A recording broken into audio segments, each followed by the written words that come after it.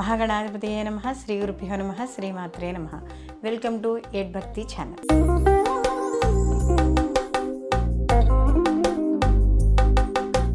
గురుగ్రహ మార్పు.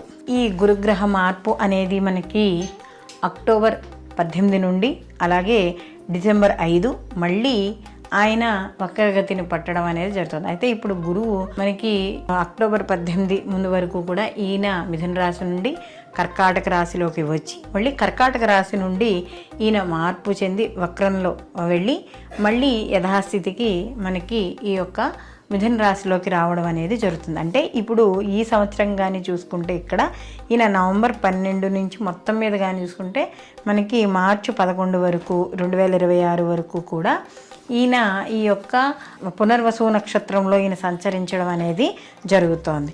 అయితే అక్టోబర్ 18 నుండి మనకి డిసెంబర్ 5 వరకు కూడా 2025 సంవత్సరం వరకు కూడా ఈయన అంటే ఇదే సంవత్సరంలో కర్కాటక రాశిలో ఉండి తర్వాత ఈయన వెనక్కి మిథునంలోకి ప్రవేశించడం అనేది జరుగుతోంది. కాబట్టి ఇంచుమించు ఈయన యొక్క 50 రోజుల యొక్క ప్రయాణం కర్కాటక రాశిలో తన ఉచ్చ స్థితిలో ఈయన ఈ యొక్క గురువు ప్రయాణం చేయడం అనేది జరుగుతుంది. సహజంగా గురువు కానీ మనం చూసుకున్నప్పుడు ఈయన శుభగ్రహము, అలాగే విద్యకి, ఉద్యోగానికి, వివాహానికి, సంతానానికి, పూర్వజన్మ పుణ్యానికి కూడా ఈ గురువు మనకి కారకుడుగా మనం చెప్తాం. కాబట్టి ఇక్కడ ఎవరికైనా ఈ గురుగ్రహం ఉచ్చస్థితిలో ఉన్న లేదా గురు మహర్దశలు జరుగుతున్నా అంతర్దశలు జరుగుతున్నా కూడా ఈ సమయంలో వీళ్ళకి శుభ ఫలితాలు ఉంటాయి. ఎందుకంటే గురువు తన ఉచ్చ స్థితిలోకి ప్రవేశిస్తున్నాడు కాబట్టి ఎక్కువగా సహజంగా శుభ ఫలితాలే ఎక్కువగా ఇవ్వడం అనేది జరుగుతుంది. కాబట్టి ఇక్కడ ఈ యొక్క గురువు యొక్క ప్రభావం ఎలా ఉండబోతోంది,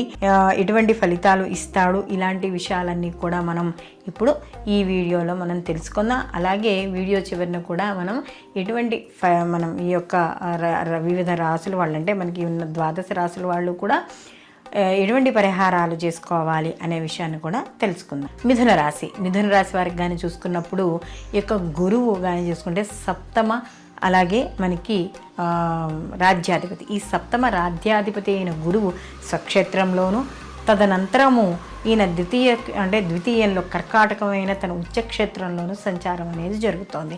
ఎప్పుడైతే ఈ యొక్క సప్తమ దశమాధిపతి అయిన గురువు ఈ యొక్క తన స్వక్షేత్రంలో సంచారం అనేది జరుగుతోందో సహజంగా ఇక్కడ ఏవైతే వృత్తి ఉద్యోగాల రీత్యా కూడా అనుకూలత అనేది ఉంటుంది.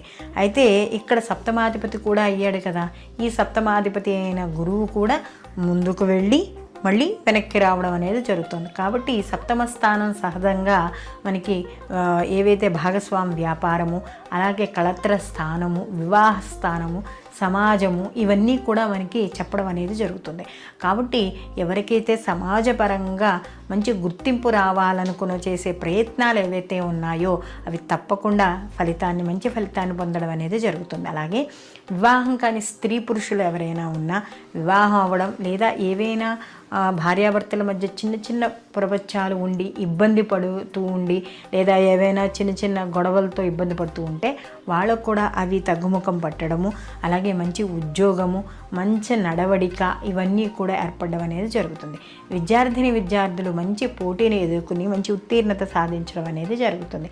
అలాగే అలంకార వస్తువులు, విలువైన వస్తువులు కొనుక్కోవడము, ముఖ్యంగా ఇక్కడ విదేశీ విద్య లేదా విదేశీ ప్రయాణాలు అంటే ఉద్యోగ రీత్యా కానీ వ్యాపార రీత్యా కానీ విదేశీ ప్రయాణాలు ఇవన్నీ కూడా ఉంటాయి. రాజకీయ పరంగా చూసుకున్నప్పుడు కూడా మంచి సపోర్ట్ అనేది లభిస్తుంది. అంటే వాళ్ళు చేసే పార్టీ ద్వారా కావచ్చు లేకపోతే ప్రజల వల్ల కావచ్చు మంచి సపోర్ట్ రావడం అనేది ఖచ్చితంగా ఇక్కడ మనకి ఈ మిథున రాశి వాళ్ళలో ఉండే వాళ్ళందరికీ కూడా కనపడుతుంది.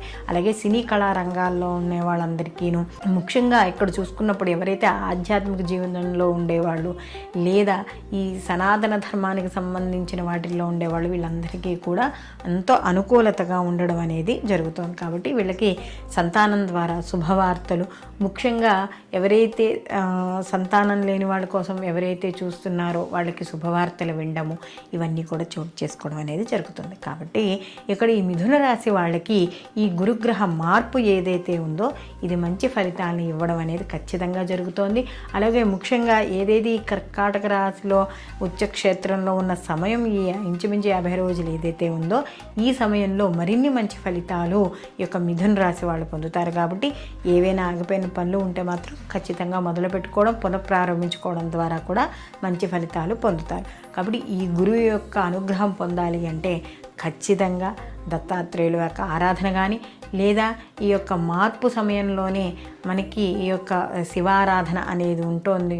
మనకి కార్తీక మాసం వస్తుంది కాబట్టి శివారాధన చేయడం, ఈ శివపురాణం చదవడం, ఇలాంటివి ఏవి చేసినా శివాభిషేకము ఏవి చేసినా కూడా మంత్రం జపం అవన్నీ కూడా రెట్టింపు ఫలితాన్ని ఇచ్చి మరిన్ని శుభ ఫలితాలు పొందడం అనేది జరుగుతుంది.